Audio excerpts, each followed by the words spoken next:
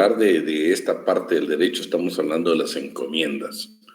Los famosos encomenderos, ustedes que eran los dueños de la tierra, que tenían esclavos negros y especialmente tenían indios. Claro, el mecanismo de las encomiendas, ustedes ya lo leyeron, era precisamente tenían algo muy especial con las personas que eran representantes de los reyes de España acá. Muy buenas disposiciones desde España en materia laboral, pero que nunca se cumplieron. Primero por algún tipo, por la distancia, otras circunstancias y especialmente porque quienes estaban aquí, que eran representantes de los reyes y los encomenderos, pues de una otra manera, hicieron que esto fuera ley muerta, ley que no entró en vigencia nunca. Pero tenían cosas y aspectos bien importantes que eran emitidos en España desde determinadas fechas, que les estoy hablando, son fechas muy antiguas, pero que ya se hablaba de un derecho laboral muy especial, jornadas de trabajo, pago de salario, tantas cosas que vamos a ver. Entonces vamos a comenzar, por ejemplo, con las dos ordenanzas. Una que se refiere a 1618, que ordenaba pagar a los indios salario, techo, comida, horario laboral en las haciendas que cultivaban trigo y en las minas. Había otra que se refería exactamente de 1599, que se refería precisamente a autorizar que algunos indios trabajaran en ingenios y trapiches, mientras se contrataban esclavos negros. Pero lo más importante acá es de que también en esta ordenanza, en la segunda, fijaban salarios que era de 1 real de plata por cada día y 1 real por cada 6 leguas de ida y vuelta, más comida bastante y suficiente en el traslado. Si se dan cuenta, pues, aparte para ese salario que era monetario, esta disposición de ahí establecía que el lugar de trabajo hasta donde ellos, el lugar de su residencia hasta donde ellos iban a trabajar, había que pagarles también todo ese porcentaje de recorrido que ellos tenían. O sea, prácticamente eran dos pagos, uno como que fuera de transporte y el otro por prestar el servicio. Vamos a ver qué dice nuestra legislación al respecto. A pesar de que eran disposiciones muy antiguas, ya nuestra ley actualmente, pues todavía, claro, ya con otra filosofía, con otro pensamiento, y que le dijera, con un antecedente histórico, el pensamiento del legislador en ese momento, pues ya tienen otros nombres, otra forma de ver, pero es un gran antecedente, un gran antecedente. Yo me gustaría si alguien tuviera por ahí su código de trabajo y verificáramos en el artículo 33 del Código de Trabajo. Yo lo tengo acá. Por favor, Azucena. Ahorita voy. Artículo 33, complétale. Sí, miremoslo para que nos quede grabado y que veamos ya algunos aspectos, lo valioso que es lo valioso que eran estas ordenanzas, ¿no? Muy bien. Artículo 33. Si se contrata al trabajador para prestar sus servicios o ejecutar una obra dentro del territorio de la República, pero en lugar distinto al de aquel en que viva habitualmente, dicho trabajador en el momento de celebrarse el contrato, se deben observar estas reglas, siempre que la separación entre ambos sitios sea mayor de 15 kilómetros. Inciso A. Cuando el trabajador se vea compelido a hacer viajes diarios de ida y regreso, el patrono debe de pagarle a aquel los pasajes o los gastos razonables que eso le demande. Y B. Cuando el trabajador se vea compelido a vivir en el sitio donde va a realizar los trabajos, el patrono únicamente debe de pagarle los gastos razonables de ida y regreso antes y después de la vigencia del contrato. Si el trabajador dura 60 días o menos, los expresados gastos se pagarán solo al trabajador, pero si el contrato es de mayor duración y la esposa o concubina y familiares que vivan y dependan económicamente de él se ven compelidos a vivir en el lugar donde van a realizar los trabajos o en las inmediaciones de este, el trabajador tiene derecho a que se le pague también los gastos razonables de transporte de dichas personas, incluyendo alimentación y hospedaje para todos durante el viaje. En los casos que contempla este inciso, la relación de trabajo debe entenderse iniciada desde que comienza el viaje de ida. Vean, primero quiero que les quede a ustedes ya como norma general. Quiero que lean despacio el artículo 33. Está hablando del lugar donde usted vive y el lugar donde usted trabaja, si hay más de 15 kilómetros, vea que está obligado un patrón a pagarle. Quedamos con ustedes de que la idea de este curso es de que usted tenga una conversación, una opinión, un diálogo en materia laboral, pero que usted no opine por lo que usted piense o lo que usted considera. No, yo quiero que usted tenga la base legal. Ahora usted bien puede decirle a alguien, si es su pariente, fíjate que voy a contratar a Azucena y Azucena pues vive en Misco y el trabajo yo lo tengo en Fraijanes. De antemano uno le debe decir como asesor, mira, de conformidad con el artículo 33, le tenés que pagar su pasaje de ida y de regreso. Lo dice el código. Suponete que es para ir a trabajar e irse a quedar a Azucena, por ejemplo, en Quetzaltenango, y se va a dar su familia. De conformidad con la ley, tienes que pagarle el traslado y tienes que pagarle también a la familia, inclusive si es necesario el hospedaje. Eso lo dice la ley, no lo dice Aidan Ortiz. Por eso quiero que despacito lea el artículo 33 para que usted ya pueda dar una opinión con una base legal. Por favor, Leonel. Buenas tardes, licenciado. Una consulta referente a lo que usted explicaba sobre la distancia cuando un patrono no incluye dentro de sus normas de trabajo para el empleado este tipo de situaciones.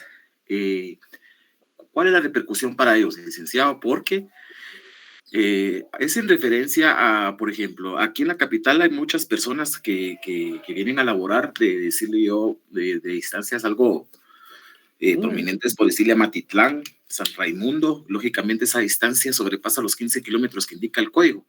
Mas, sin embargo, en contratos que estas personas firman, no existe ningún tipo de reglón donde se especifique sobre esto, sino solo simplemente se basan a lo que es el salario cerrado y total. No se expresa esto que está en la legislación en los contratos que adquiere el trabajador acá en la capital, que vienen de lugares, por decirle, no tan lejos, que sería lo más próximo a Matitlán, San Raimundo, Choarrancho. No digamos algunos que vienen desde Escuintla, madrugan y no se ve plasmado lo que dice precisamente ahorita el código en el empleo. Bueno, te voy a decir más o menos el tema. El tema es que, de conformidad con el artículo 272, que en su tiempo libre quiero que, miren, yo quiero que usted en su tiempo libre, derecho laboral es hermoso. Si usted ve, ya vemos cosas. Yo sé que Leonel, pues la pregunta es interesante porque Leonel lo que nos está diciendo en pocas palabras es en la práctica no se cumple. ¿Por qué? Porque mira, Leonel, el mismo patrono casi nunca ves vos que buscan de asesor un abogado. Quien hace el contrato de trabajo es el de recursos humanos. Ni siquiera el jefe, ¿va? Tienen una secretaria, un oficinista que es el que lo elabora. Fíjate, Leonel, que yo te garantizo que si vamos a la mayoría de empresas, vos y yo posiblemente estemos en Escuintla y vamos a trabajar a la capital. Yo te garantizo que en el contrato dicen que vivimos en Escuintla y que el trabajo lo vamos a ejecutar en Guatemala. Y yo he encontrado contratos que así literalmente dicen. Lo que pasa que en el momento del despido, ahí es el problema, ¿va? Porque entonces le reclamas al patrono ese derecho que te da el 33. Y adicionalmente, él, por haber incumplido una norma, por haber cometido una falta de trabajo y previsión social, le van a poner una sanción de las contenidas en el artículo 272 del Código de Trabajo. Que si la lees, Leonel, no son pequeñas, son elevadas en costos. Está hablando de 8 salarios mínimos, de 10 salarios mínimos. Entonces, sí hay sanción. La mayoría de cosas que no se hacen, Leonel, para mí en lo personal, muchas son por desconocimiento. Por ejemplo, yo te puedo decir, te voy a hablar un caso concreto que tuvimos hace un par de años. Una estudiante nuestra. La estudiante nuestra trabajaba en una empresa, pero no vamos a dar el nombre por ética, ¿va? De lavado y planchado. ¿Vamos? Y un día estábamos hablando de este tema precisamente, Leonel. Y ella me dice, Lick, mire, con mucha pena, fíjese que yo trabajo en una empresa, por supuesto, ha sido el nombre, y fíjese que por ser buena trabajadora van a aperturar un nuevo centro comercial en Fraijanes y me quedan enviar para allá. Pero Lick, yo vivo en Misco, me dijo. Significa levantarme más temprano y más costos en pasaje. Entonces, ser buena trabajadora no significa que me van a mejorar, se me van a perjudicar mandándome allá. ¿Qué le puedo decir a mí? Te estoy hablando de un caso real de una alumna de la sección de nosotros. Vengo yo, le dije, platicar con ella y decirle de que si ella no tiene un recurso, una secretaria la que maneja el tema. Pues decirle a la secretaria que perdone, pero que ahora que vos sos estudiante de Derecho leíste el artículo 33, ¿va? Y que estarías de acuerdo allá, pero que te perjudican. Entonces, sos buena trabajadora que te paguen tu pasaje. Es más, ¿viste cuándo inicia la relación laboral ahí? Desde que te subís al bus. Léelo despacio, Leonel. Léelo despacio. Ya, ese artículo te encierra pura sabiduría, ¿viste? En materia laboral. Gracias, licenciado, muy fino, gracias. Fíjate que entonces vengo yo y le digo, bueno, le platicó a vos. Entonces viene la señora, porque es una señora de esa empresa, muy conocida, y le dice, mira, disculpa, le dijo, esta es mi empresa, a mí no me vengas que el código de trabajo dice otra cosa. No, le dijo, pues yo se lo digo porque de todos modos, usted sin querer está cometiendo una falta de trabajo. Bueno, para no hacerte larga la historia, le dijo, no te voy a dar nada y de todos modos te vas para allá. Bueno, le dije, ¿te la querés jugar? Me la juego. Me dijo, ¿qué tengo que hacer? De todos modos, a mí me perjudica demasiado irme a esta fregada. Prefiero renunciar, pero no vas a renunciarle. Se fue a la inspección. Claro, eran unas coincidencias muy bonitas que le ayudaron. Que había invitado al subinspector de trabajo a dar una conferencia en este curso, así como estamos nosotros. Y ahí aprovechamos un poco que él estuviera como para presentar la queja. Bueno, al final le dije, no renuncié, fui a la inspección y citaron a la patrona. ¿No? Toda la patrona llegó con la espada desenvainada, dijeron en mi pueblo, y le hicieron ver que el 33 era claro y preciso. Aparte, el contrato de era claro al decir que iba a prestar sus servicios en la ciudad capital, en el municipio de Guatemala, y Fraijanes ya es otro municipio. Entonces el inspector le dijo, usted tiene que pagarle lo que ya le está pidiendo. Aquí lo dice clarito la ley. Bueno. Para no tratar la historia, que regresaron y el siguiente día que ella se presentó le dijo, mira, no me gustó lo que me hiciste, pero le dijo ella es que me perjudica y cómo se iba a renunciar. Para no gastarte que no la trasladó. Con los 2-3 días me dice Ali, fíjese que dice que va a tomar represalias en contra mía y que me voy a arrepentir de lo que le hice. Regresar a la inspección y decir que está dándote represalias. La ley y la doctrina, represalias patronales, ¿va? De patronos. Regresó a la universidad y le dijo, mire, usted no puede amenazar a la trabajadora porque vino y le discutió un derecho. Para saber la historia, que siguió trabajando en la empresa. Y al final la señora le dice, lo único que te pido es que nunca me formes un sindicato. Es lo único que te pido. De ahí, pues, lo que dice la ley te lo voy a dar.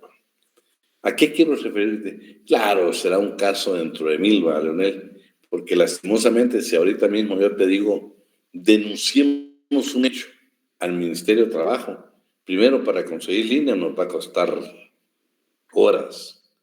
Segundo, conseguimos línea, ponemos la denuncia. Y te dicen, fíjese que antes de la de usted hay 5,000 denuncias, ¿no? Pero tal vez en materia laboral lo que nosotros no hemos aprendido es que hay que denunciar esto. Lo hicimos en una ocasión con el licenciado Alan. Había un asunto que pedimos que se revisara. Invitamos a los alumnos, hablamos del tema concreto y comenzamos a llamar todos. Y te soy honesto. Era apenas entraba a línea y ponía por la queja, después la ponía Leli, después la ponía Lidia, después la ponía yo, después la ponía Susana, después la ponía Elizabeth. Todo el mundo la pusimos. Al final la tuvieron que atender. Entonces me di cuenta que dije, bueno, vale la pena la denuncia. Vale la pena la denuncia. Pero sí, Pero ¿qué pasa? Muchos de ustedes que están ahorita, los 219 conectados, van a ser asesores de patronos. Es la ley de la vida, jóvenes. Por más que usted ahora me jura que va a aprender a la clase trabajadora, es la ley de la vida. No nos vamos a enojar nosotros que usted defienda a patronos, no.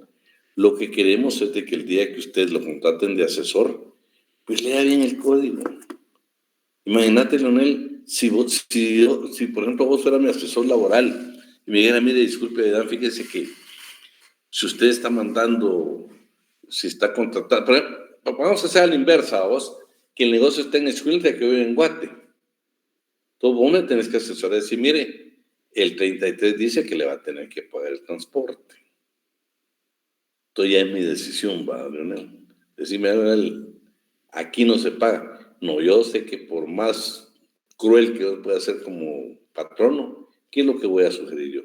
¿O qué te voy a decir, Leonel, qué me sugerís? Pues contrate de Escuintla.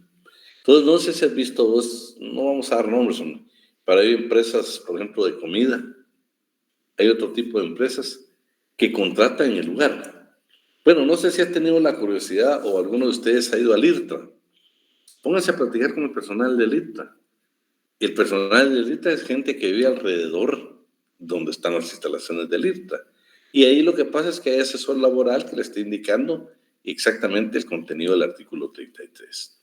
Entonces, Leonel, para hacerte concreto, creo que muchas veces es porque el patrono casi nunca contrata un abogado. Te estoy hablando hasta de empresas grandes. Se van por recursos humanos. Acuérdate que en recursos humanos normalmente tienen un ingeniero industrial, o otro tipo de profesionales, pero casi nunca tienen un abogado.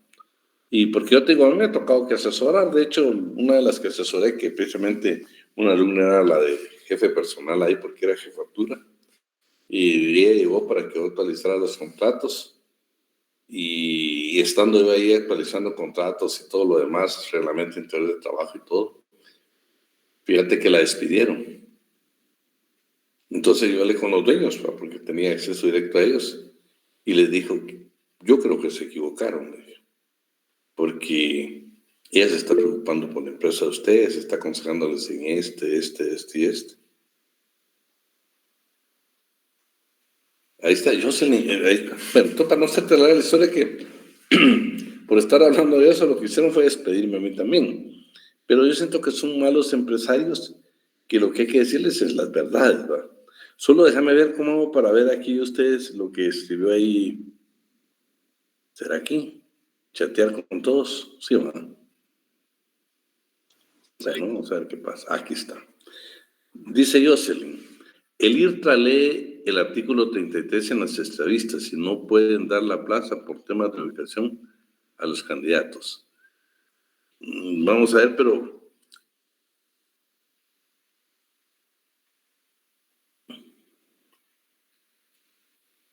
Jocelyn, pero ¿ellos te lo leen o nada más está sugiriendo que lo deberían de hacer?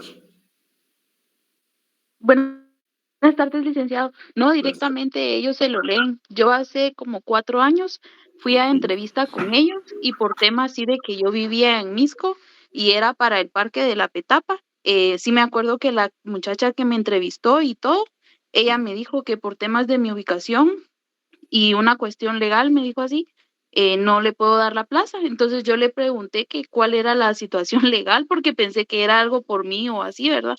Y ellos me leyeron ese artículo y me dijeron que preferían no afectarme y si estaba yo en una localización más cerca, sí se podía, pero debido a que yo estaba hasta Misco, no. Mira qué interesante, Leonel, ¿viste lo que está hablando ahí, Jocelyn? Interesante. Sí, así es. Pucha, es que yo te digo, el IRTA, pues sabes que es una entidad, no es del Estado, vos es una entidad que, por cierto, quiero decirles que el IRTA es una entidad sugerida, creada por el sector privado, no fue por la clase trabajadora. Ese es un logro de la clase empresarial en Guatemala. Pero qué interesante lo que José nos contó. Interesante, estoy seguro que tienen un buen asesor laboral que les ha explicado este tema. Claro, yo te digo, pues yo sí les lamentaría de que pues es una buena empresa para trabajar, pero qué interesante, José, que te dijeron que se tenía que cumplir el artículo 33. Pero bueno, Vamos a continuar porque hay un montón de normas aquí que las vamos a ver. Luego, estas otras ordenanzas. Fíjense que ya en 1593 la ley de Indias ya hablaba de 8 horas de trabajo. En 1583 hablaba que los días sábados por la tarde, yo no sé, la mayoría de ustedes son muy jóvenes, pero quienes tuvieron algunos años de comenzar su trabajo, si es que tenemos a alguien de mi edad, ya adulto mayor, igual que su servidor, se recuerdan que antes los días sábados se trabajaba y después de tu jornada de trabajo te pagaban, pero luego una disposición que tenía que ser dentro de la jornada de trabajo. Imagínate vos, en la ley de Indias en 1593 ya se hablaba que dentro del horario de tu jornada de trabajo deberían de pagar tu salario. Luego vamos a encontrar en 1576 ya se pidió de que se pagara directamente delante de un tercero para evitar un engaño, un fraude. Fíjate que eran ordenanzas que venían de España para los encargados aquí que quisieran obligar a los encomenderos a pagar de esta forma. Pero al final vamos a ver cuál es el resumen que dice el autor. Vamos a ver. También dice la obligación de pagar en efectivo. Aparece y dice que, por ejemplo, mira qué interesante esta parte que tengo que habla precisamente de Felipe III de 1609.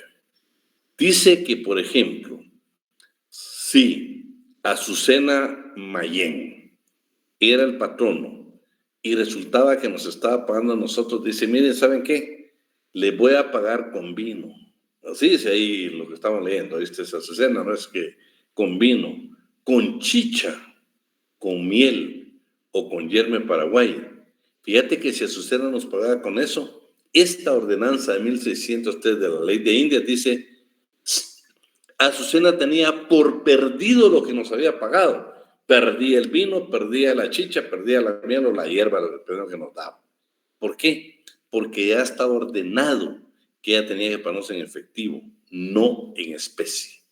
Y adicionalmente se le imponía una multa. Luego, por ejemplo, en 1538, dice, habla de la carga. Vean ustedes, los menores de 18 años únicamente podían cargar bultos o sacos que tuvieran de peso 2 arrobas, ¿sí? Y había que ver la calidad del camino y otras circunstancias. Veamos qué dice el artículo 202 del Código de Trabajo. No sé si alguien lo tiene por ahí.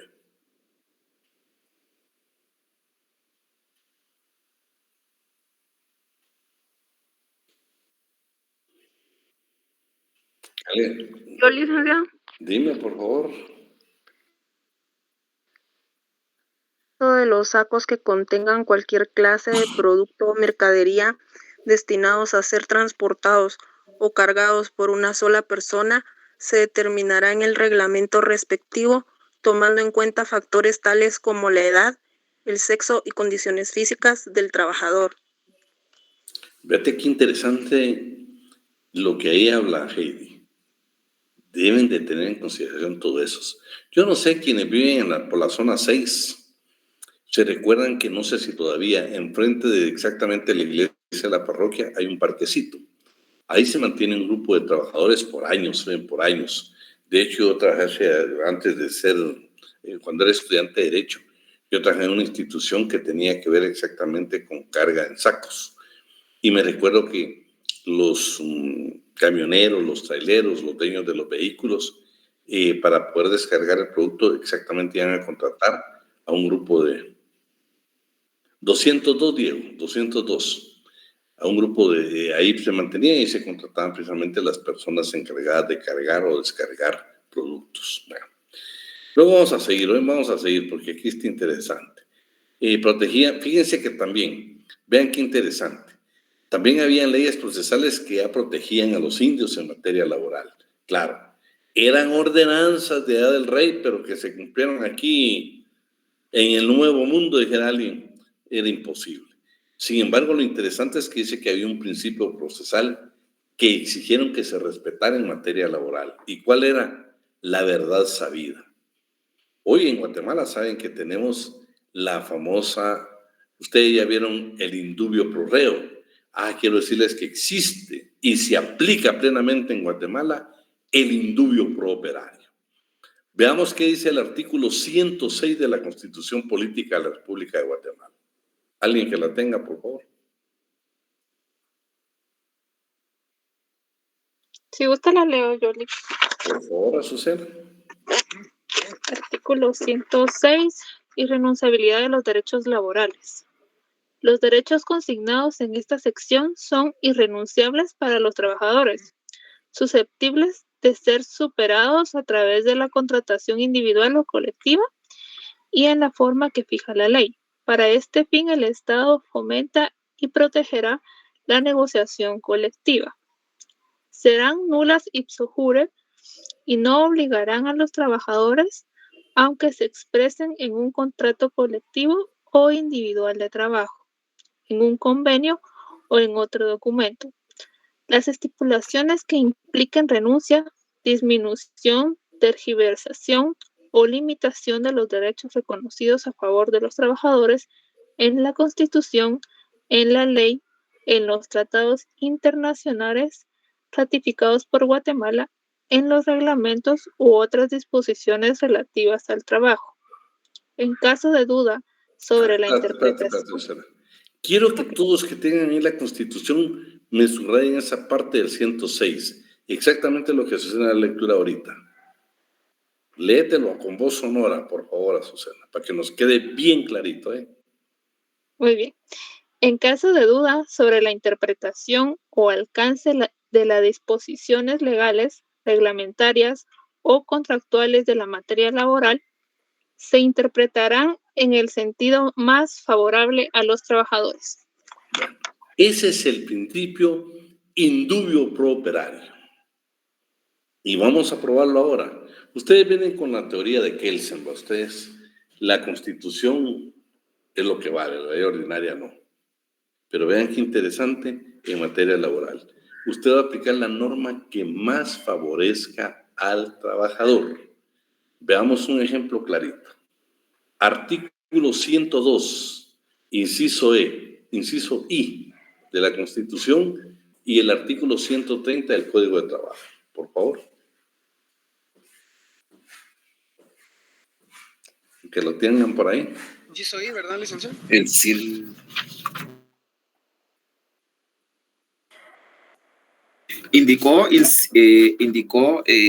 artículo 102, inciso B de la Constitución. Inciso I. ¿Sí? I. Inciso B del artículo 102. No, I. Yo lo tengo en la mano, licenciado. Démosle, William. I es derecho del trabajador a 15 días hábiles de vacaciones anuales. Véatelo en el despacito. Le haces énfasis con tu voz donde habla del trabajador agropecuario. Léetelo. Pero me resaltas del trabajador agropecuario. Derecho del trabajador a 15 días hábiles de vacaciones anuales pagadas después de cada año de servicios continuos, a excepción de los trabajadores de empresas agropecuarias, quienes tendrían derecho de 10 días hábiles. Detenete ahí. Leonel dice lo que la Constitución, describe lo que la Constitución narra. Los trabajadores de empresas agropecuarias, o sea, el trabajador agrícola o campesino, tienen únicamente derecho a 10 días hábiles de vacaciones según la Constitución. Veamos qué dice el artículo 130 del Código de Trabajo.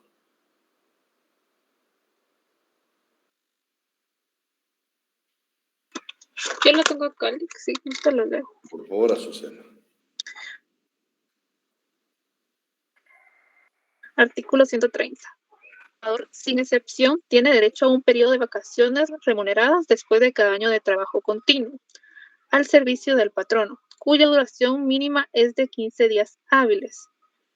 El hecho de la continuidad del trabajador se determina conforme a las reglas del inciso C y D del artículo 82. Bueno, Azucena, clarito dice, sin excepción, todo trabajador en Guatemala tiene derecho a 15 días de vacaciones. Entonces, ¿qué pasa con el trabajador agrícola y ganadero? ¿Qué norma vamos a aplicar? ¿Qué norma aplicaría usted de conformidad con lo que le dimos lectura del artículo 106 de la Constitución Política de la República de Guatemala? ¿Quién me contesta o quién escribe? Decime, Jess. Por la supletoriedad de las normas aplicaría el Código de Trabajo. Tal vez no tanto por la supletoriedad de las normas. ¿Vas a aplicarlo exactamente? ¿Vas a aplicar el Código de Trabajo?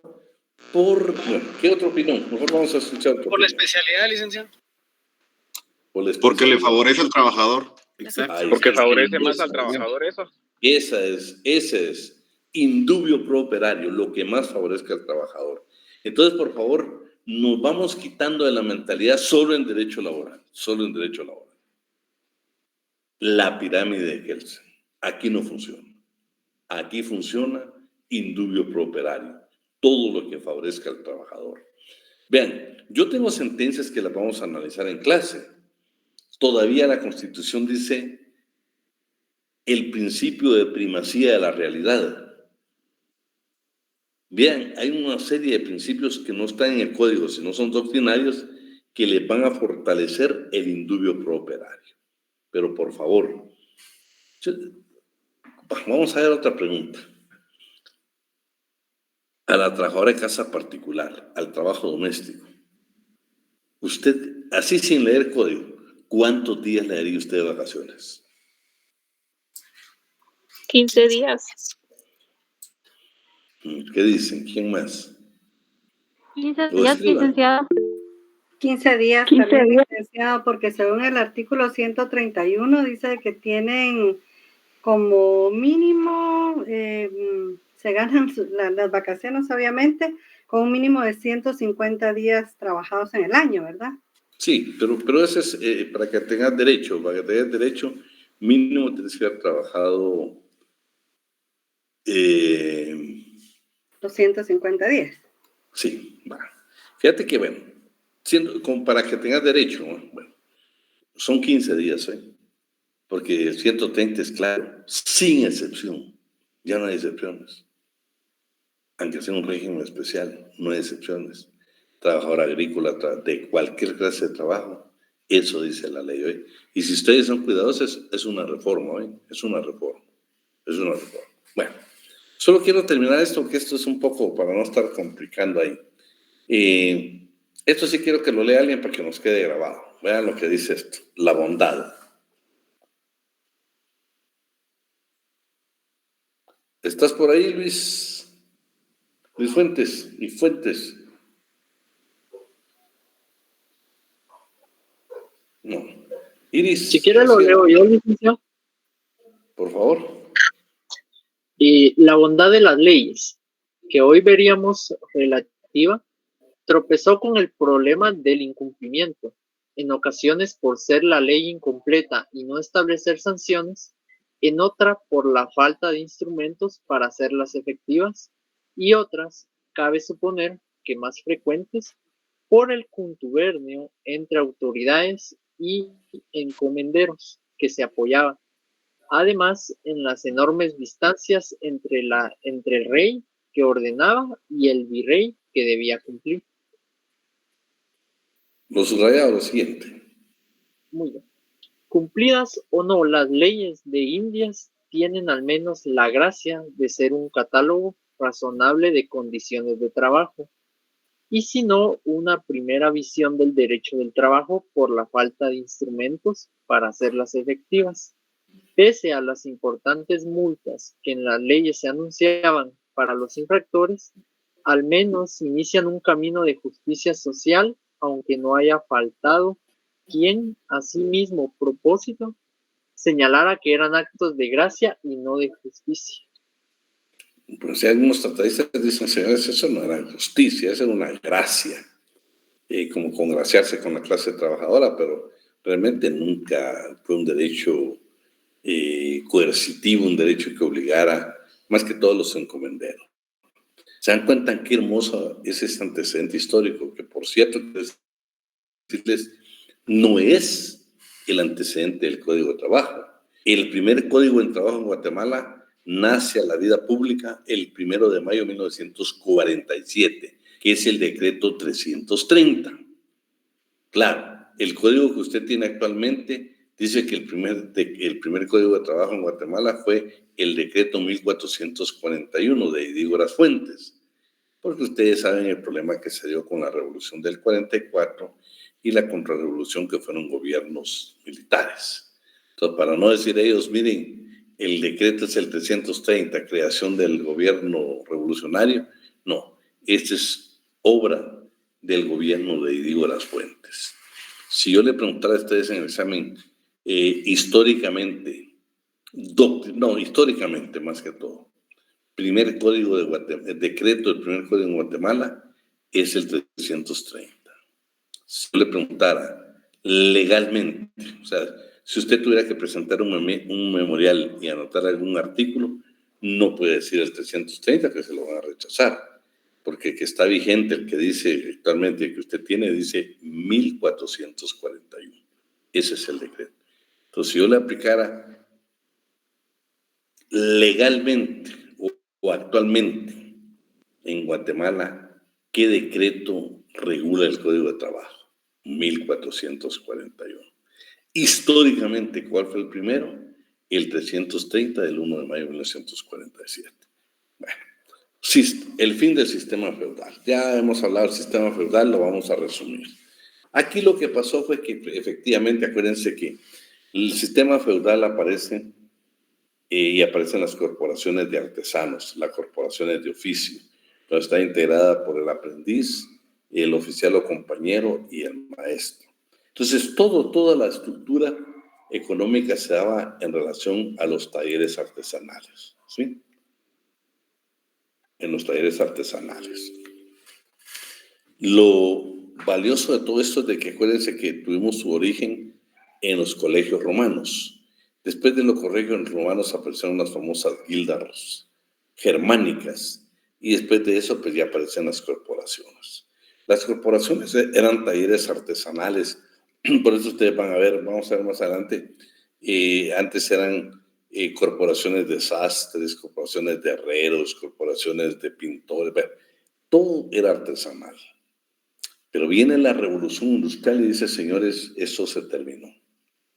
Aquí iniciamos una nueva etapa y es más, vamos a emitir dos. El edicto de Turgot, que era precisamente quien apoyaba la libertad de empresa, decía, señores, vamos a apoyar la libertad o el nuevo comercio. Ya vamos a desaparecer los sistemas feudales y era un edicto para apoyar a la empresa, a ese proceso de industrialización que se da en el mundo. Viene como todavía el régimen feudal no quería ceder, las corporaciones no querían ceder al nuevo estatus de la revolución industrial, vienen y dice que se dedicaron a quemar todas las máquinas que daban para las fábricas. En la ley penal pidieron, escúcheme, hasta la pena de muerte le daban a los miembros de las corporaciones que quemaran precisamente equipo que fuera para las fábricas. Llegó a penar, imagínense, la pena de muerte. Era tanto el deseo de esta nueva clase que estaban haciendo de patronos que llegaron a tener leyes totalmente represivas. Pero bueno, aparece la ley de Chapelier. Esta dijo, señores, fíjense que la primera apoyó el nuevo sistema. La ley de Chapelier lo que dijo, señores, está prohibida las corporaciones a partir de ahora. Y prohibieron todo tipo de corporaciones. Querían destruir totalmente el sistema feudal y al final lo lograron. ¿Por qué? Porque a partir de la revolución industrial viene otro problema serio. Vean. El final del sistema feudal lo concluye este último párrafo. En su final, después de una vida tan prolongada, el sistema gremial o sistema feudal o corporaciones de artesanos de oficio, se vio en medio de dos fuegos, el de la revolución tecnológica y el de la revolución política. Los sistemas cambiaron, ya dejó ser el señor feudal, aquí apareció el empresario, el patrono, pero seguramente la primera, o sea, la tecnológica, fue de mucho mayor fuerza e influencia en el resultado. Lo que sigue después no ha sido precisamente lo mejor, es lo que dice el tratadista. Vamos hoy al nacimiento del derecho del trabajo, siempre con Néstor de Buen. El despertar de la cuestión social. Miren, era tanto el desarrollo que tenía que tener esta revolución industrial que las fábricas necesitaban manos de obra y comenzaron a hacer explotación de niños, de mujeres y jornadas excesivas de trabajo. Necesitaban producir.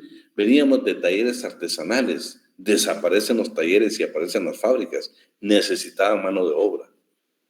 Y eso, por supuesto, hubo necesidad entonces de que comenzaran a aparecer tratadistas, y uno de ellos fue precisamente un francés que crea la conspiración de los iguales. Dice, señores, no podemos vivir así. Es una explotación del hombre por el hombre increíble. Debemos de ser más sublimes, más equitativos. Debemos de buscar el bien común, la comunidad de bienes. Al final, el movimiento fracasa y su creador fue llegado a la guillotina y fue la forma en que murió. Por supuesto, dentro de este sistema también aparece ya la palabra trabajador y burguesía.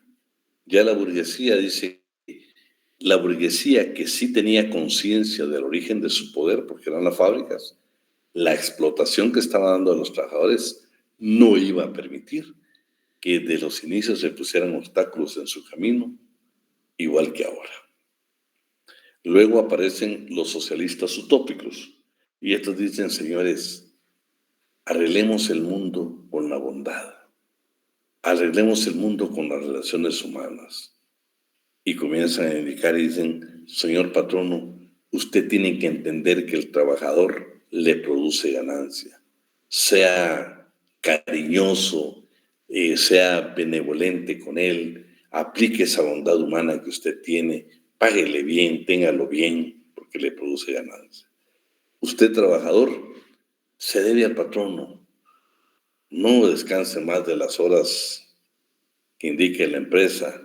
No tome sus tiempos de alimento 2 horas, sino cumpla con su horario, cumpla cuando le requieran.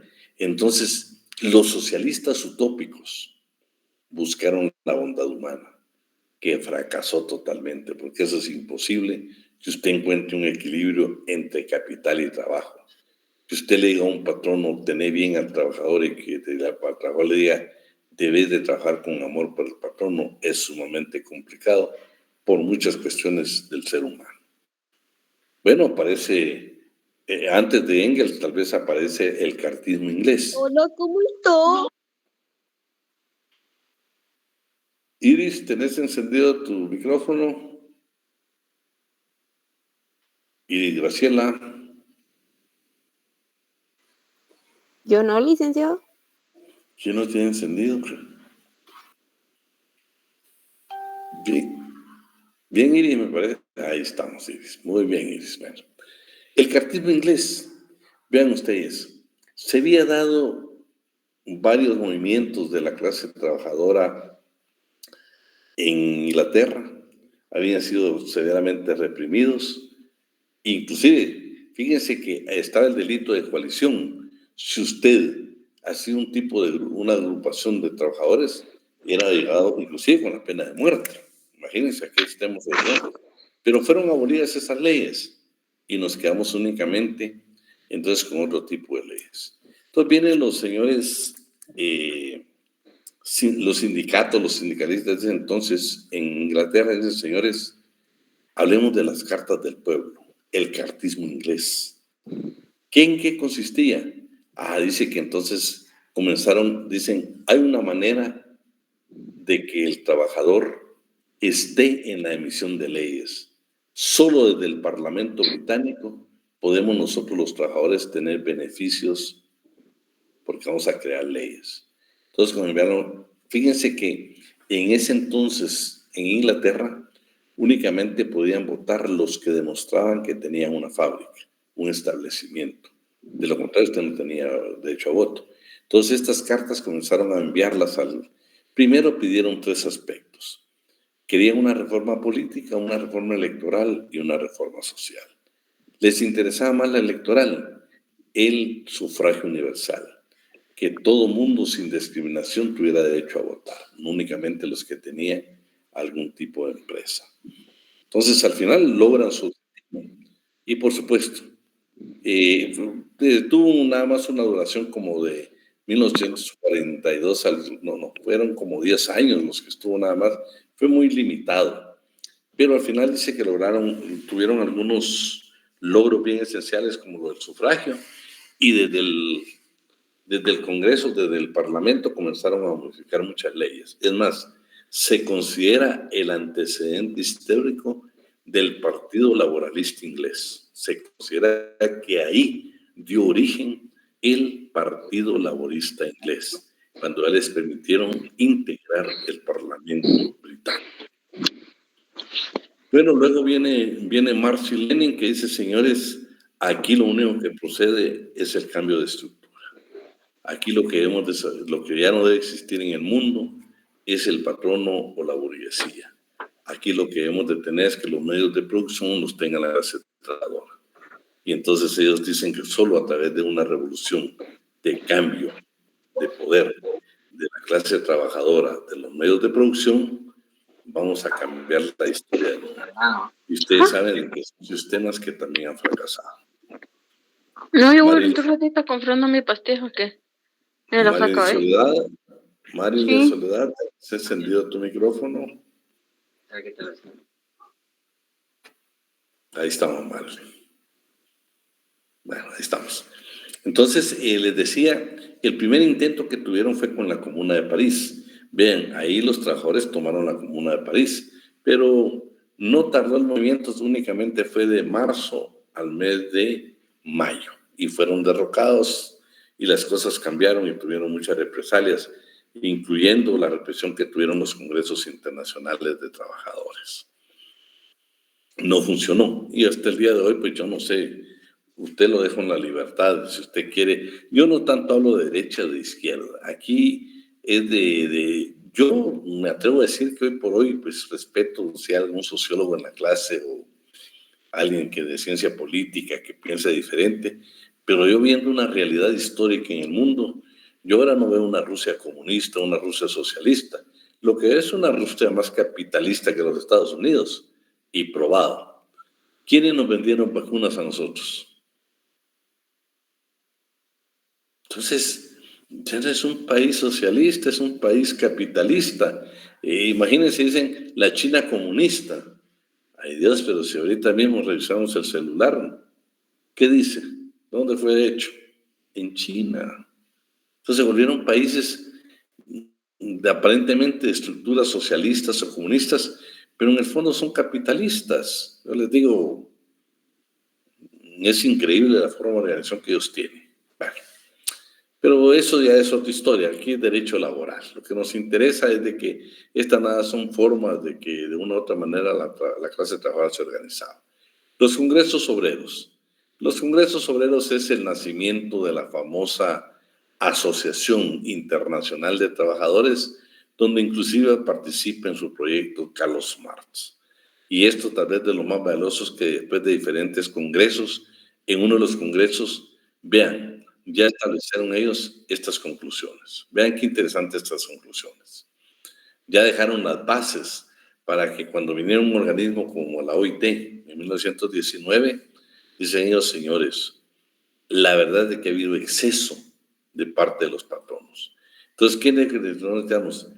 Que se legisle, que se norme sobre la limitación de la jornada de trabajo a un máximo de 8 horas para adultos, la prohibición de trabajo de niños menores de 14 años, la reducción de la jornada de trabajo de los menores de edad, la supresión del trabajo nocturno en aquellas ramas de la industria que por naturaleza exigen un funcionamiento ininterrumpido, prohibición del trabajo de las mujeres en todas las ramas de la industria que afecten muy particularmente el organismo femenino, supresión del trabajo nocturno para mujeres y obreros menores de 18 años, reposo ininterrumpido de 36 horas por lo menos semanalmente para todos los trabajadores, prohibición de ciertos géneros de industrias y ciertos modos de fabricación perjudicial a la salud de los trabajadores, supresión del regateo, supresión del pago en especie, supresión de las cooperativas patronales, de las oficinas de colocación de empleo, de la vigilancia en todos los talleres, o sea, la vigilancia en todos los talleres y establecimientos comprendidos de la industria doméstica por inspectores retribuidos por el Estado y elegidos, la mitad por lo menos por los propios obreros. Entonces, todo eso es lo que ellos presentaron en los congresos. Y claro, posteriormente ya sirvió para que naciera la Organización Internacional del Trabajo, ya a través de convenios se legislara a nivel general, a nivel internacional, y Guatemala, ustedes saben que tenemos más de 70 convenios ratificados, incluyendo el que ya platicamos, que es el 138 de la edad mínima para el trabajo, y recientemente el tiempo parcial en el trabajo. Pendientes de ratificar uno que se refiere que años que está pendiente Guatemala ahí, que es exactamente el de trabajo de casa particular o doméstico. Luego en Alemania. ¿Qué avances tuvimos en Alemania? En Alemania ya desde 1911 se reguló sobre la ley del trabajo a domicilio. Se reguló una ley de protección a los trabajadores. Apareció ya el Seguro Social en 1880. En Brasil, ya apareció el Banco Obrero para auxiliar la construcción de casas de la clase trabajadora. Ya apareció también todo lo relativo a los menores de edad, o sea, la edad mínima para el trabajo.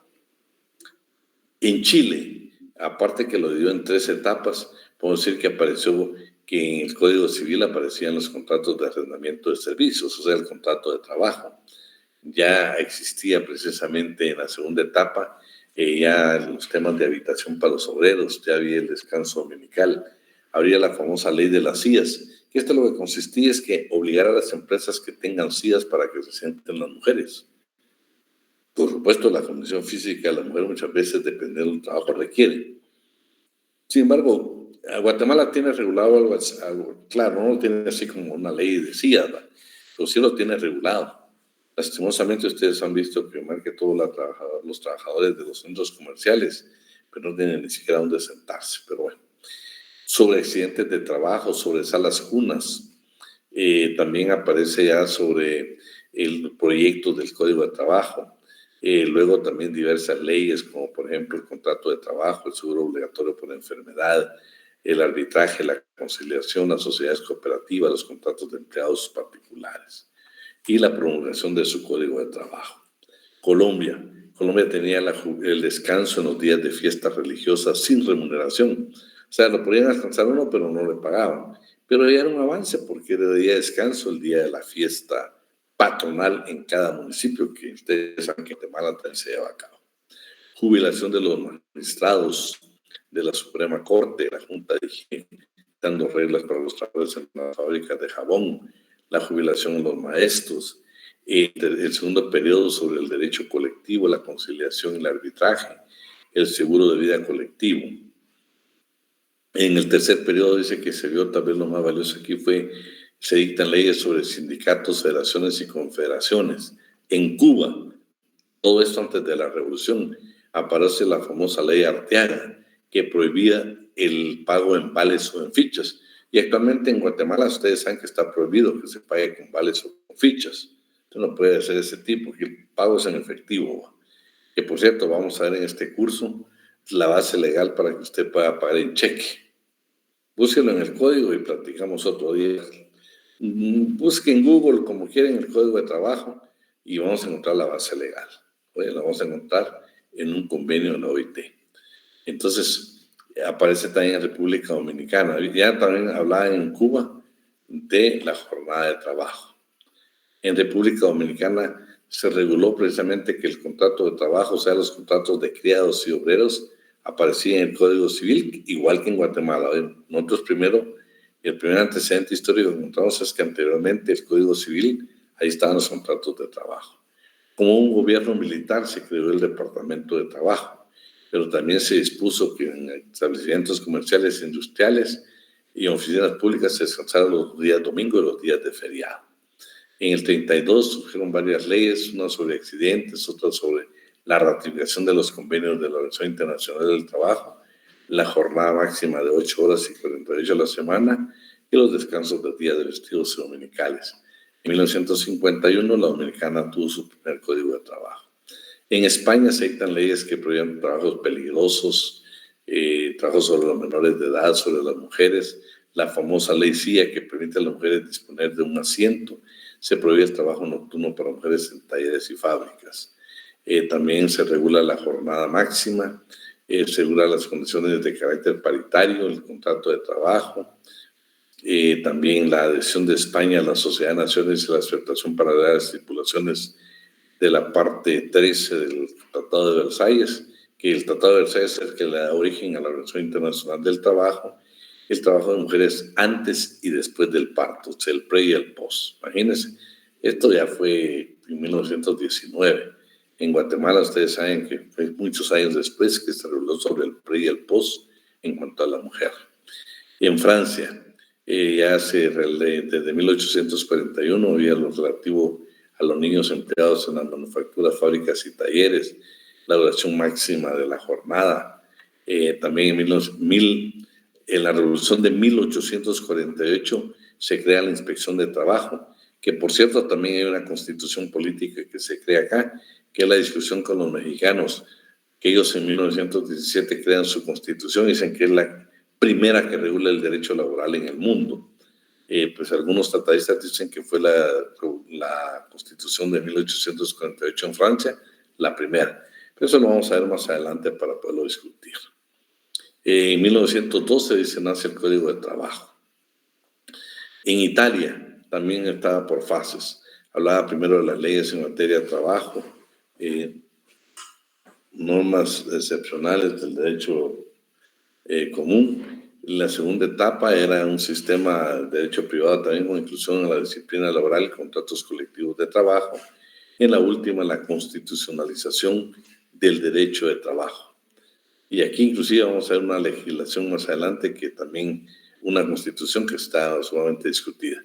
Pero bueno, esos eran más o menos los avances que se tuvieron. En 1948 entra en vigencia la Constitución Republicana, el derecho de trabajo italiano, en la tercera etapa. Si se dan cuenta, hablando aquí realmente de 1948, la de México. Exactamente, por ejemplo, de 1906 al 7 ya regulaban sobre accidentes de trabajo y las leyes, se dieron cuenta aquí, tenían nombre de los generales o de los comandantes militares de los estados. Estaba el decreto del coronel Manuel Pérez Romero, estaba la ley de trabajo de Cándido Aguilar, estaba la ley de Manuel M. Diegues, o sea, tenían nombre precisamente de los comandantes militares. También en 1917 hubieron dos leyes en Yucatán que crearon el Consejo de Conciliación y el Tribunal de Arbitraje y también la Ley de Trabajo. El 5 de febrero de 1915 se promulga el artículo 123 en la Constitución Política que marca precisamente la historia en América Latina, creando por primera vez anotando o incluyendo por primera vez en materia constitucional el derecho del trabajo. Por ejemplo, si yo le preguntara, en América Latina, fue la primera constitución que reguló el derecho en materia constitucional, en su constitución fue México en 1917. En Panamá, fíjese que Panamá, como estoy hablando yo solo y se va a aburrir usted, ¿alguien tiene ahí tiempecito para que me lea Panamá? Solo lo que está sobresaltado. Claro, Lic. Por favor. Las primeras leyes laborales surgen en la segunda década de este siglo. La ley número 6 de 1914 estableció la jornada diaria de 8 horas. Pagos especiales por jornada extraordinaria, preferencia en el empleo de trabajadores nacionales y requisito de que al menos el 50% de los trabajadores de la empresa fueran panameños. Se estableció también el descanso dominical, de preferencia en domingo. 1916. Ok, 1916. Reguló la concerniente a antecedentes de trabajo. A su vez, algunas disposiciones del Código Civil protegían a los trabajadores, prohibiendo el contrato de trabajo de por vida y la terminación sin causa del contrato por tiempo definido. Solo como en Panamá dice que tuvieron el cuidado de proteger, vamos, que por lo menos el 50% de trabajadores deben ser panameños. Y esto lo vieron ustedes muchos años en el canal de Panamá, donde se exigía el porcentaje de que trabajadores debían ser panameños, ¿verdad? Pero fíjense que en Guatemala actualmente también hay porcentajes. Si Marily Soledad quiere poner una empresa y quiere contratar solo extranjeros, no se puede, Marily. Únicamente puedes contratar lo que dice el artículo número 13. Alguien que tenga su código de trabajo, que me lea el artículo 13, primer párrafo nada más.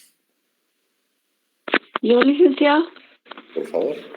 Artículo 13, dijo. Sí, 13. Ahorita se lo leo.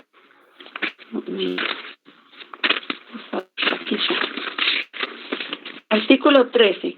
Se prohíbe a los patronos emplear menos de un 90% de trabajadores guatemaltecos y pagar a estos menos del 85% del total de los salarios que en sus respectivas empresas se devenguen, salvo lo que sobre el particular establezcan leyes especiales. ¿Sigo? No, solo está bien. Vean qué interesante. Entonces, Guatemala sí tiene legislado, ¿eh? Si usted tiene una empresa, no puede contratar mínimo de guatemaltecos el 90%. O sea, únicamente tiene un 10% para extranjeros. Y si es en salarios, el 85% tiene que ser para los guatemaltecos y un 15% para los extranjeros. Regresemos entonces al documento. Uruguay. ¿Qué aporte de Uruguay para el derecho del trabajo? Ya en el 14 legisló sobre la prevención de accidentes, en el 15 sobre la jornada máxima de trabajo, y en el 18 la famosa ley de la CIA. Ley de la CIA, que eran exactamente para las mujeres. En el 19 suspensiones sobre vejez, en el 20 descanso semanal del servicio doméstico, en el 20 descanso para todos los gremios. Y en el 19 jubilaciones de los trabajadores. Escribámosle a Denis ahí. Denis, Eduardo, ¿tenés encendido tu micrófono? Denis, micrófono. Gracias, Denis, gracias. Bueno, en el segundo periodo se ratificaron 33 convenios de la OIT, de la Organización Internacional del Trabajo. En Venezuela, vean qué interesante ustedes que en Venezuela había un reglamento que se llama Reglamento de Policía, y ahí están incluidos los capítulos relativos a los jornaleros y esclavos, y sobre sirvientes y jornaleros. O sea, en 1838 Venezuela tenía una ley que se llamaba Reglamento de Policía, y ahí estaba regulado lo que se decía en materia laboral. Auge del sindicalismo. Esto sí voy a pedir que también me lo lean. ¿Quién me hace el favor? Lo que está sobresaltado nada más. Ok, Lick. El sindicalismo arraiga en Europa a fines del siglo XIX. El desarrollo de las internacionales obreras, la evidente politización derivada de los acontecimientos violentos y en particular de la Comuna de París, el auge de cuestión social de las múltiples perspectivas de las ideologías contratadas y de manera particular la necesidad creciente de sustituir las viejas mutualidades, disfraz oportuno de los sindicatos frente a la representación por organizaciones más eficaces, provoca que, derogados los delitos de coalición y la huelga en Francia en 1884, se produzca la marcha antecedente del sindicalismo. El sindicalismo fue importante. En la Comuna de París, lo que yo les indicaba a ustedes, que fue precisamente los sindicatos que tomaron el gobierno, pero no duraron de marzo a mayo y fueron derrocados. Y eso provocó inclusive que dejara de funcionar la Asociación Internacional del Trabajo. La reprimieron. Luego, pues dice que la Confederación General del Trabajo es la organización más importante del movimiento sindical en Francia. Ahí no nos vamos a tener que ir en el segundo, en derecho colectivo, vamos a ver los sindicatos. A mí, esto para efectos de examen me interesan. Fíjense que habían dos gremios, uno que era del calzado y la otra que era de sastres, pero estaban constituidos en instituciones como las siguientes. Por favor, ¿quién me lee esta parte que está sobresaltada? ¿Yo, licenciado? Por favor. Los caballeros de San Crispín. Los caballeros de San Crispín, gremio de los obreros del calzado, fundado en 1869, llegó a contar con 50,000 afiliados, aunque las modernizaciones tecnológicas acabaron. 10 años después con su funcionamiento. Espérate, Lilian. Miren qué interesante usted, 1869. Imagínate los caballeros de San Crispín, que eran obreros del calzado, llegaron a tener 50,000 afiliados. Y eso es impresionante, pues era una organización con mucha fuerza. Pero si se dan cuenta, estamos hablando de un gremio de obreros. O sea, todavía estamos en aquella etapa donde nosotros hablamos de estos obreros del calzado. Ahora pues ya es industria del calzado, es otra historia. Vamos al siguiente párrafo. Otra organización gremial, originalmente Agrupación Secreta de Sastres, la Orden de los Caballeros del Trabajo, fundada en Filadelfia en 1869, llegó a convertirse en una gran organización industrial con presencia de zapateros, antiguos afiliados a los Caballeros de San Crispín, mineros y ferrocarrileros que en el año de 1880 abandonan la clandestinidad, con un mejor momento en la huelga del ferrocarril del sudeste. En 1865, lo que provocó que un año después contara con 700,000 afiliados, distribuidos en más de 5,000 asambleas locales, más o menos el 10% de la fuerza industrial del país. Desaparece por desintegración en 1900. Pero fíjate qué interesante. En 1865 llegaron a tener 700,000 afiliados. Por supuesto, capaz de cambiar la estructura de un país. Y estás hablando que tal vez los más fuertes eran exactamente los ferrocarrileros. ¿Sí, Alan? Buenas noches para todos ahí. Algo que es importante acotar acá, creo yo que la vez pasada, ¿se acuerdan ustedes? Me dejó de tarea ahí investigar cuántos sindicatos tenía el Ministerio de Salud. Fíjense que efectivamente 54 sindicatos, el Frente Nacional de Lucha, que es el sindicato mayoritario, si lo queremos ver así, posee actualmente 33,000 afiliados. Entonces, parecido a los números que usted me está manifestando, entonces para efecto y conocimientos ahí, ¿verdad? Exacto. Imagínate qué interesante, por ejemplo, lo que vamos a aprender ahora. ¿Cuántos sindicatos se permiten que haya una empresa? No hay límite.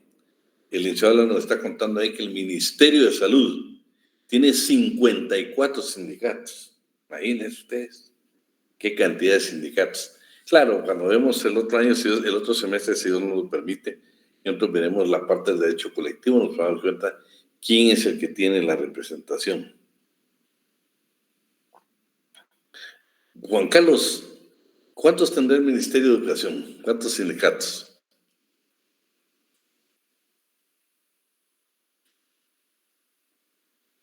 Bueno, mientras buscamos ese dato, el constitucionalismo social mexicano. Vean, la Constitución Republicana de 1848 en Francia instauró el derecho del trabajo.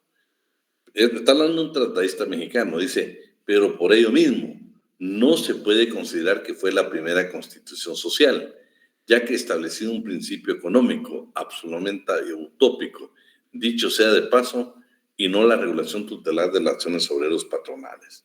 Pero lo que dicen, señores, esta constitución de 1848 de Francia lo que tenía era un principio económico, realmente nunca reguló nada relativo a las relaciones obreros patronales.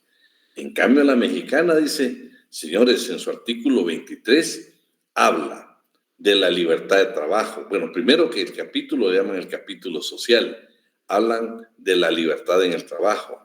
Luego habla de las 8 horas de la jornada diurna, las 7 en la nocturna, la prohibición de trabajos en lugares insalubres y peligrosos para las mujeres y los menores de 16 años, la jornada máxima de 6 horas para los menores de 12 a 15 años, el descanso semanal, protección a la mujer embarazada, el salario mínimo, igualdad de salario e igualdad de trabajo.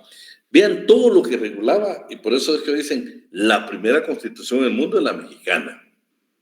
Claro, todavía sigue la discusión, va. Yo creo que para efectos del examen, si yo le preguntara a usted, la primera constitución en América Latina, por favor, la mexicana, 1917.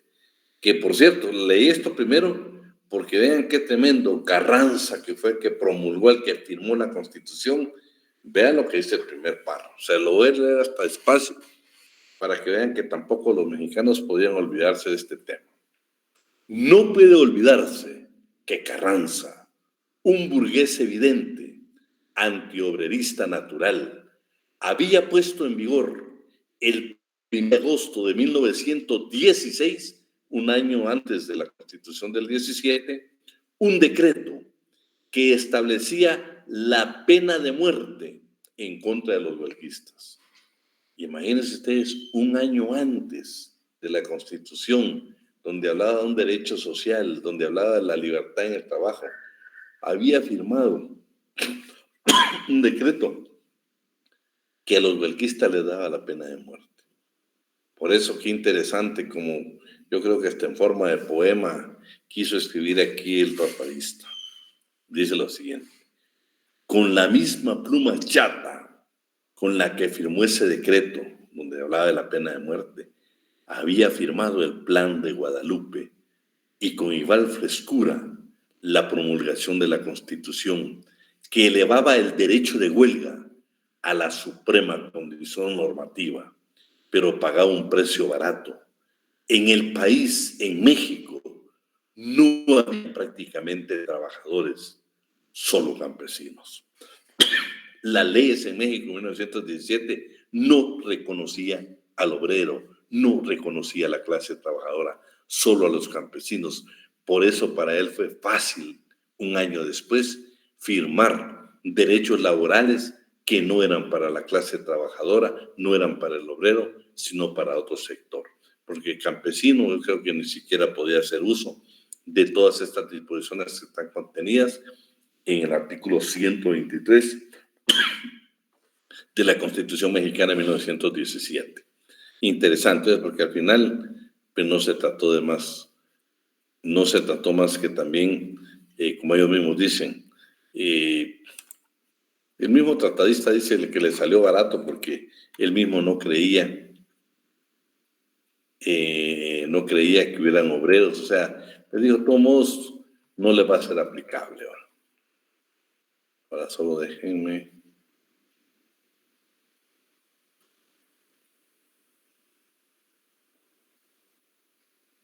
Vamos a. Bueno, yo de todos modos, antes de terminar, solo quisiera hacer énfasis. ¿Se recuerdan que el último tema nos vamos a tomar 4 minutos? El último tema que nosotros tocamos fue de los menores de edad, 15 años. Ya quedamos claritos nosotros en esta clase que para trabajar en Guatemala se requieren 15 años. Alguien me preguntaba, ¿y se necesita la autorización? No, si el 31 es claro, usted no necesita ningún tipo de autorización del Ministerio de Trabajo. Lo que se dice en las disposiciones legales es que el menor debe de registrarse, porque hay 2 entidades del Ministerio de Trabajo que van a vigilar precisamente para que no abusen de los derechos de la clase trabajadora, especialmente los adolescentes. Yo les hablé a ustedes que en la medida de sus posibilidades pueden descargar una cartilla que se llama la cartilla del trabajador adolescente. Pero me interesa que si alguien, no sé si leímos la vez pasada la carrera, pero me interesa que leamos el artículo 147 y 148 del Código de Trabajo. ¿Alguien lo tiene por ahí? Yo lo tengo, Lick. Dime, por favor. 147. Sí. El trabajo de las mujeres y menores de edad debe ser adecuado especialmente a su edad, condiciones o estado físico y desarrollo intelectual y moral. Artículo 148. Se prohíbe: A. El trabajo en lugares insalubres y peligrosos para varones, mujeres y menores de edad, según la determinación que dé uno y otro debe hacer el reglamento o a su efecto la Inspección General de Trabajo. B. Ese está suprimido. C. El trabajo nocturno y la jornada extraordinaria de los menores de edad. Inciso D. El trabajo diurno de los menores de edad en cantinas u otros establecimientos análogos en que se expendan bebidas alcohólicas destinadas al consumo inmediato. Y, inciso E, el trabajo de los menores de 14 años. Bueno, ahora hablamos de los menores de 15 años. ¿Va? Y para terminar, ¿alguien tiene el Código Penal? Bueno, yo creo que lo leímos la última vez. Yo lo tengo, Lick. Pero que, Azucena, mira, 156, donde se dan cuenta que ahora hay un delito por estar contratando menores de edad. 156. No es 156 bis. 6 bis. Ajá. Sí, bueno. Empleo de las personas menores de edad en actividades laborales lesivas a su integridad y dignidad. Quien emplea a personas menores de edad en actividades laborales lesivas y peligrosas que menoscaben su salud, seguridad, integridad y dignidad serán sancionados con prisión de 2 a 4 años y multa de 20,000 a 100,000 quetzales. Bueno, ya quedamos clarito. Contratar menores de 15 años ya es comisión de un delito. Así de que usted ya ahora puede aconsejar y ya tiene una base legal para poderlo hacer. Artículo 156 bis del Código de Trabajo. Ahí lo vamos, por el tiempo vamos a dejar hasta ahí la clase y si Dios quiere, pues nos vemos el día viernes. Yo creo que un par de clases y después el licenciado Alan nos va a estar compartiendo sobre los principios que inspiran el derecho del trabajo y algunos de principios que él tiene de carácter procesal. Así es de que pasen muy buena noche, un fuerte abrazo y si Dios quiere nos vemos el día viernes.